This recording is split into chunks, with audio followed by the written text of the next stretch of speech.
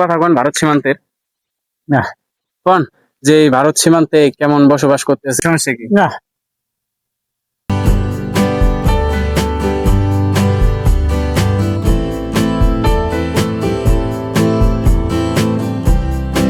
Hello বন্ধুরা, কেমন আছেন সবাই?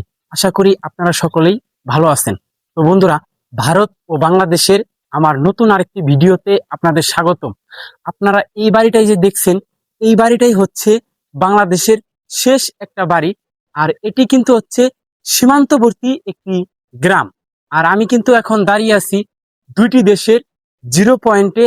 আর এটি হচ্ছে এমনই একটি সীমান্ত, খোলামেলা একটি সীমান্ত। এইখানে নেই কোনো কাঁটাতারের বেড়া। তো আসুন বন্ধুরা, আপনাদেরকে এই সীমান্ত পিলারটা দেখাই। কুড়িগ্রাম জেলাতে এমনই কিছু সীমান্ত রয়েছে, যে সীমান্তগুলোতে নেই কোনো কাঁটাতারের বেড়া, তবে রয়েছে শুধু সীমান্ত পিলার। এখন আমি দাঁড়িয়ে আছি দুইটি দেশের জিরো পয়েন্টে। আর আমার সামনেই কিন্তু রয়েছে দুইটি দেশকে ভাগাভাগি করে দিয়েছে একটি সীমান্ত পিলার। আজকের ভিডিওতে আমি আপনাদেরকে এই খোলামেলা সীমান্তটা দেখানোর চেষ্টা করব। আর এই বাড়িটাই কিন্তু এই বাড়ির উঠান থেকেই আমি আসলাম। এই বাড়িটাই হচ্ছে বাংলাদেশের শেষ একটা বাড়ি। আর এ হচ্ছে বর্ডার পিলার, যেটি কিনা দুইটি দেশকে অবাধেই ভাগাভাগি করে দিয়েছে।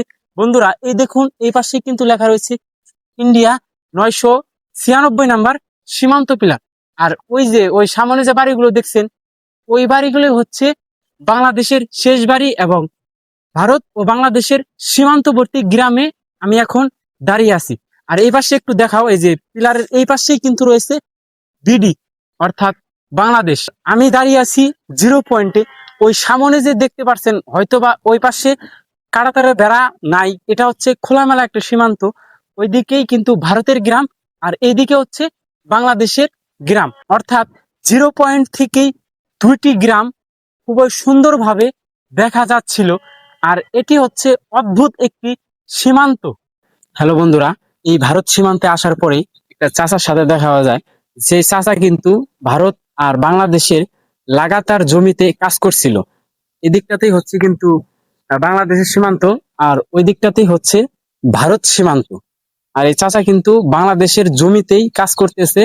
চাচার জমি আর ভারতের জমি কিন্তু একই সাথে লাগানো। তো আসসালামু আলাইকুম চাচা, ভালো আছেন?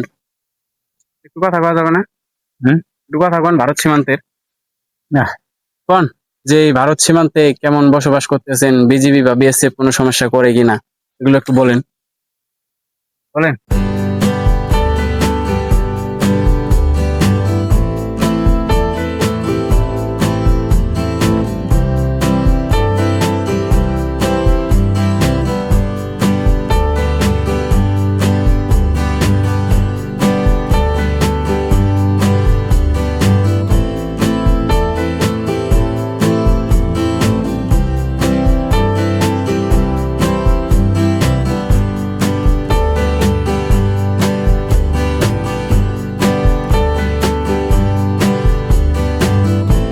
ওই সীমান্তটা দেখানোর পরে আপনাদেরকে আরেকটি খোলামেলা সীমান্ত দেখাতে নিয়ে আসলাম।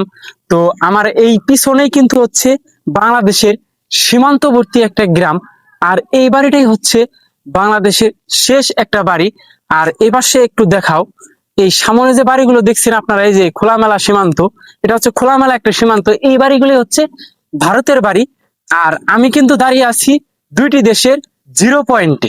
আর এই হচ্ছে বর্ডার পিলার, যেটি কিনা দুইটি দেশকে ভাগাভাগি করে দিয়েছে। বন্ধুরা, এ হচ্ছে বিডি, আর এই দিকটাতে হচ্ছে ইন্ডিয়া। আর আমি কিন্তু দাঁড়িয়ে আছি দুইটি দেশের জিরো পয়েন্টে। আমি এখন কিন্তু বাংলাদেশে, আবার এইদিকে আসলেই ভারতে। এই বাড়িগুলোই যে দেখা যাচ্ছে, এটা হচ্ছে ভারতের একটি গ্রাম, যেটি কিনা দুইটি দেশের জিরো পয়েন্ট থেকেই দেখা যাচ্ছিল। আর এই পাশে হচ্ছে এই যে এই বাড়িগুলো কিন্তু হচ্ছে বাংলাদেশের একটি গ্রাম। আর আমি এখন দাঁড়িয়ে আছি দুইটি দেশের জিরো পয়েন্টে। আর এটা কিন্তু একটা খোলামেলা সীমান্ত। আপনাদের কাছে হয়তো বা প্রশ্ন থাকতে পারে, এটা যদি ভারত সীমান্ত হয় তাহলে এখানে কাঁটাতারের বেড়া নাই কেন? আসলে এই কুড়িগ্রাম জেলাতে এমনই কিছু সীমান্ত রয়েছে, যে সীমান্ত গুলোতে আসলে কোনটি ভারত আর কোনটি বাংলাদেশ, এই বর্ডার পিলার না দেখলে আপনারা বুঝতেই পারবেন না। আমিও কিন্তু তেমনই বুঝতে পারিনি এই বর্ডার পিলার না দেখা পর্যন্ত।